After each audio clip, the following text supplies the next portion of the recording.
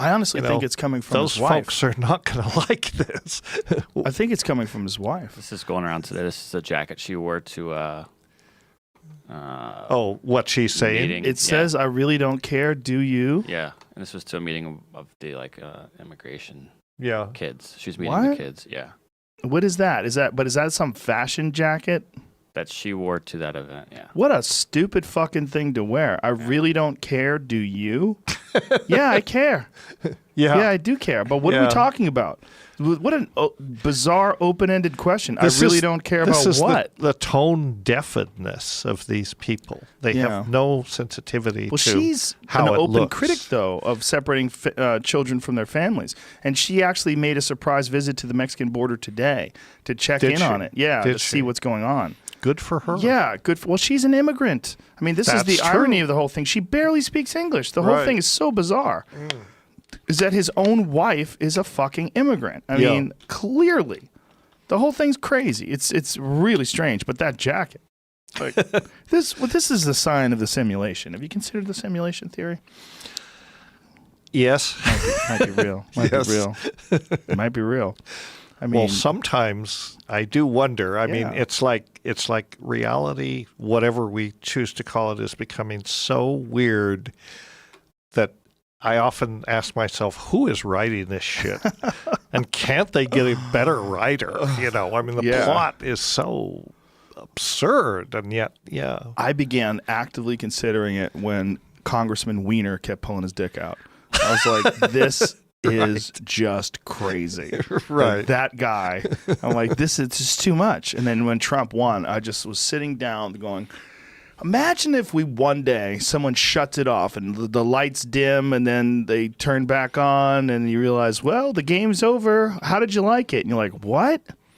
That was fake? Yeah. You just went, it only took an hour. How long did it seem? Like 50 years, you know? And you're in a simulation with artificial memories implanted into your mind. Well, the one day that the idea is that there's going to be an artificial reality or a virtual reality that's so good that it's indistinguishable. I mean, this is almost inevitable. If technology increases at the same rate that it's increasing now, whether it's 50 years from now or 100 years from now, we're going to reach some point in time. So the real question is, when we do reach that, how will we know? Well, what if we're already there? Yes. What if it is a simulation? Yes. How would we know? And how do we test it? Yeah, how do we test it?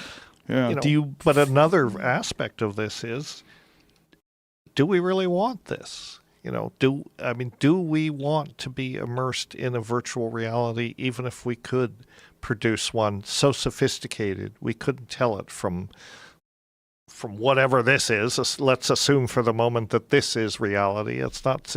Do we want to migrate into a virtual reality? My real concern, is that we are the last wave of the biological human.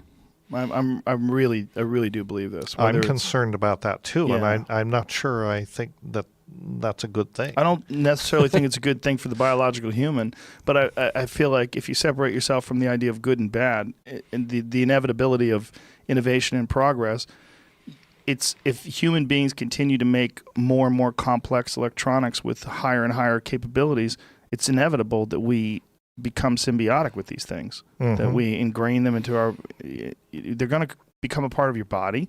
We're going to replace body parts with more efficient body parts. Right. And we're one day going to create some sort of artificial life. Now, whether we become a part of that artificial life, we merge with it, or it just assumes the role of the leader of the earth, one of those things is likely to happen within the next 500 years. It's just... And that's a really generous time frame. Yeah, I think that's a generous time frame. Yeah. Well, this I mean, in some ways, this is sort of, this raises the issue about, one of the things that psychedelics put in front of us, front and center, is the fact that we are getting estranged from nature. Yeah. That's the main lesson. We're getting estranged from nature. We have to re-understand our relationship and become a partner that's in the symbiosis with nature. And this projection is the exact opposite of that. Yeah. So is that, so maybe, and this raises also one issue that we haven't really touched on, but technology, which is what this virtual reality stuff is, and what any artifact is. Psychedelics are technology. Molecular biology is technology. Cybernetics is technology. Technology inherently has no moral dimension. These are not good or bad things. The way that they are used by humans, the decisions that humans make in the way that they're going to exploit or deploy these technologies, that's where the moral dimension comes in. Morality comes out of the human heart, and we are, one of our problems, I feel, as a species, we're extremely clever, but we're not wise. Ooh. That's what it is. We're not wise about what we do. We're not able to step back and say, well, yeah, we can download the brain into cybernetics, or we can produce an artificial body, or we can do all this genetic stuff. Do we ever stop to think about, just because we can do something, should we do something? And the arrogance of science, this is also a problem. The scientists will say, well, we are scientists, right? We can do it, so let's do it. Right. We can do the Hadron experiment, and maybe it'll collapse the space-time continuum, but a very small probability, so let's do it, right? Yeah. And there's something we have to learn. I think also that the psychedelics are important in that regard. They are ways that we can bring our cleverness and our wisdom into sync, so that we have the wisdom not to do something, even though we might be able to. We shouldn't do it just because we can do it. We really have to, as a species, ask ourselves, is this a good idea? And I think, again, the psychedelics are teaching tools for learning this and really propagating the message from the community of species. That's for sure going to be a meme with a photo of your face that we are very clever, but we're not wise. That's for sure going to be a meme. Some dude is or gal is working on that right now. Well, I've been talking about this for years. But that so it's sentence about time. is so striking. Yeah. My real concern with this stuff is that this is inevitable. And this is just like the single-celled organism became the multi-celled organism, and that the thinking, curious monkey who strives for material possessions is designed to create artificial life. And this is just what we're set here. I've described it as that we are the technological butterfly that will emerge from the cocoon. And right now we're creating this cocoon, that we are this caterpillar, this technological caterpillar, and we don't know why we're making this cocoon, and that we are going to give birth to this artificial life, this next stage of and that may complexity. Be true. That may be true too. I mean, what you say is true.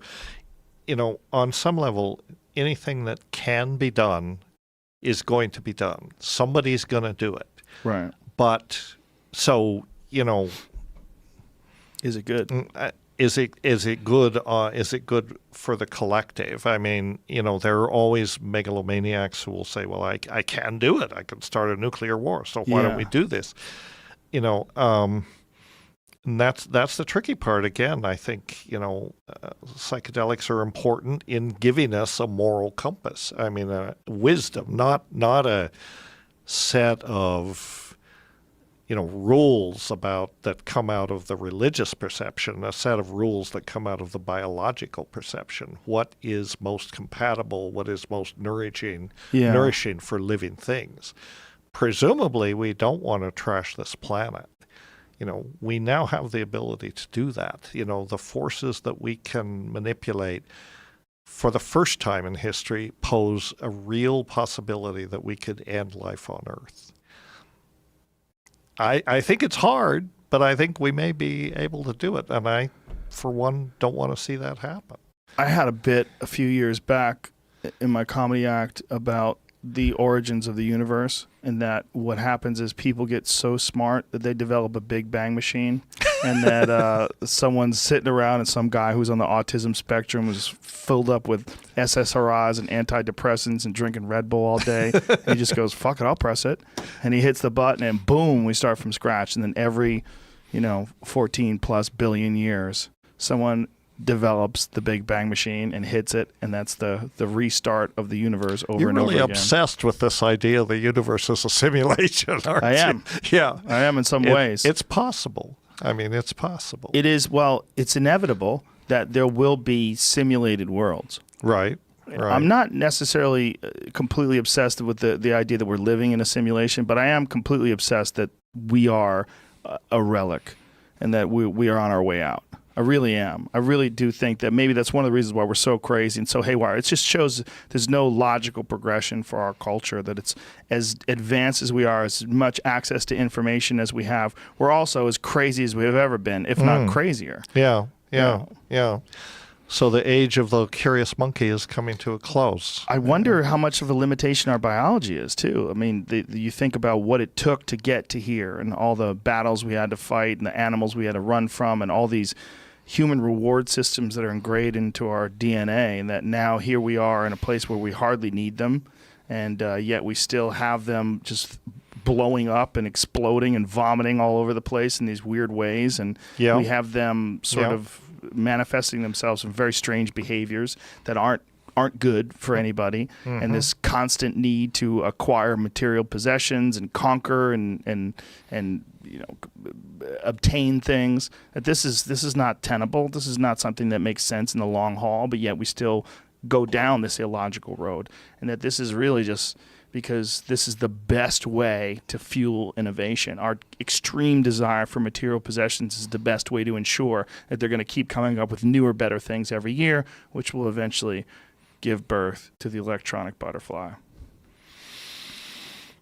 Well, I don't know what to say about that. Yeah. I mean, it may be where we're headed, and it may be that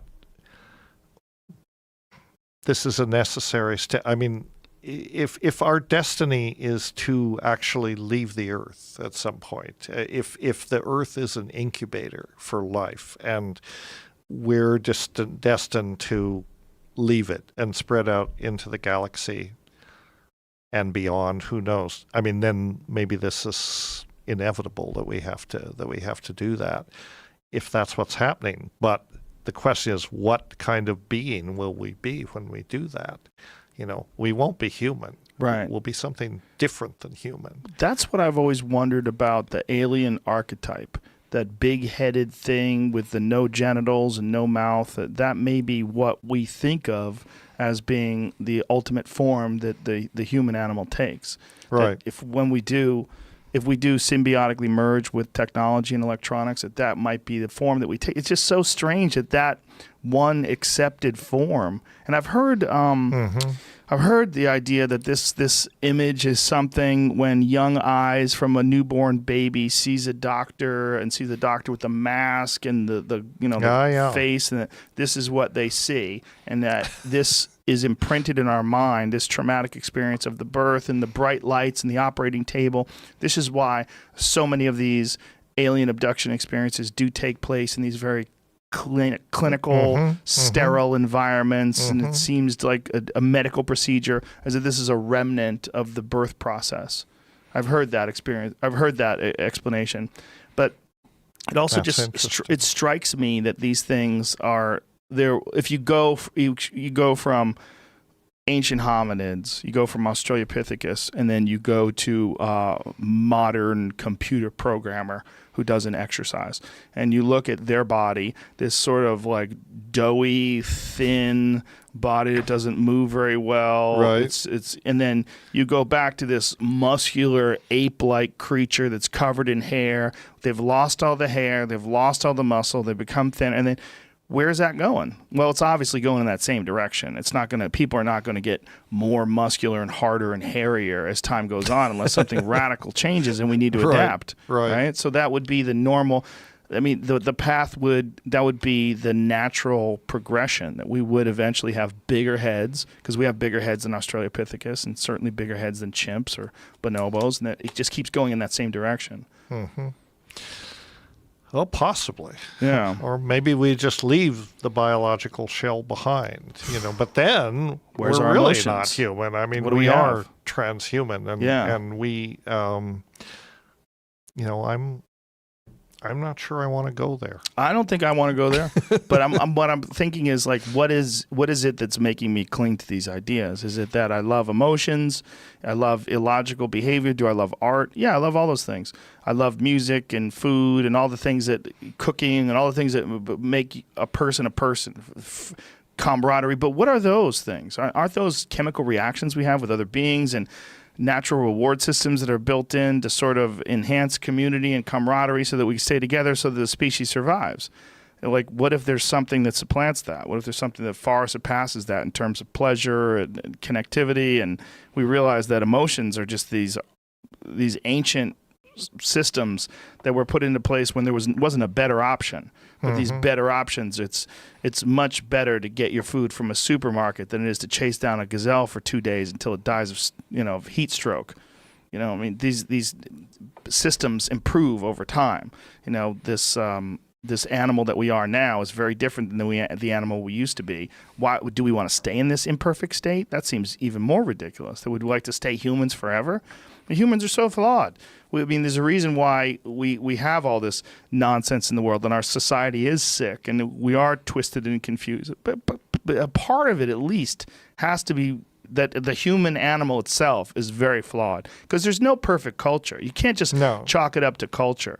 Because if you did chalk it up to culture, you would say, well, this culture sucks. But if you go to this culture, it's amazing. There's no crime. Everyone loves everyone. It's completely open. There's no need to worry about money because everybody's generous and everything gets, and they're really brilliant and they get along and they create new architecture and everything's fantastic. It's the perfect society. That doesn't exist.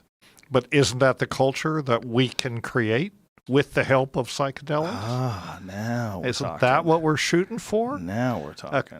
A truly humanistic culture where love is what's happening, where it's driven by love and not by hatred and rivalry and scarcity and fear.